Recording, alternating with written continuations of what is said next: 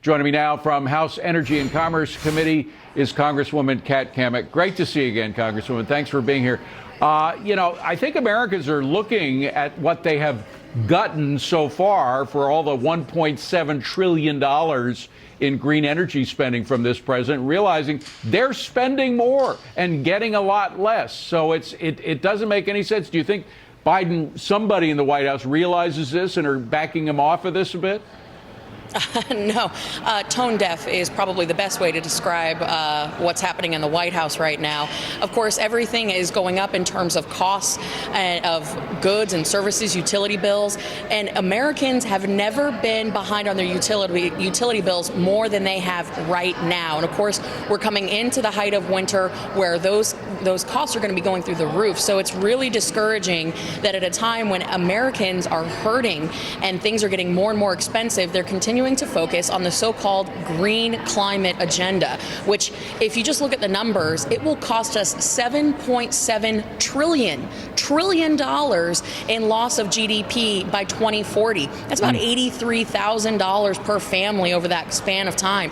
That's ridiculous. Not to mention the $30 billion boondoggle that AOC and Biden are going to push in the propaganda arm called the Civilian Climate Corps, which is nothing but a mouthpiece for the Biden administration. And to your first point, how it's affecting individual Americans' bills every month, overall energy prices are up 39.7% a month since President Biden took over. And just electricity alone is up 24.7% in the same time. And yesterday, to your point about his timing, he was in Colorado bragging about how there were going to be 850 new jobs in windmill energy production, but forgetting the fact that 12,500 people from Colorado have lost their jobs in oil and gas because of his war on fossil fuels.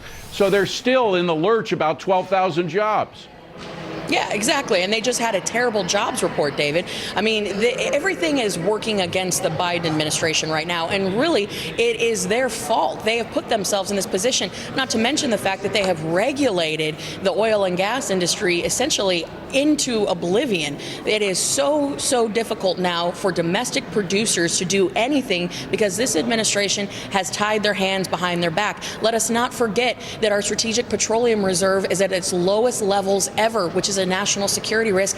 And instead of talking about ways that we can bolster production here in the United States, which we can do it cleaner, more efficiently, and provide jobs, he wants to get our energy from countries and sometimes adversaries abroad who have no regard for the environment. Absolutely. It's dirty energy, and it's costing us more and more as time goes on. It's really a shame. Our Gulf oil, the oil that we get from the Gulf that he wants to cut off entirely, is more clean burning than any oil in the world. Finally, very quickly, the United Nations, it's not just the Biden administration we have to fight on this. The United Nations wants to shut down the entire natural gas industry in the United States, just in time, as you mentioned, for us to freeze in the winter, go broke because we couldn't afford all the electrical heating that would mean.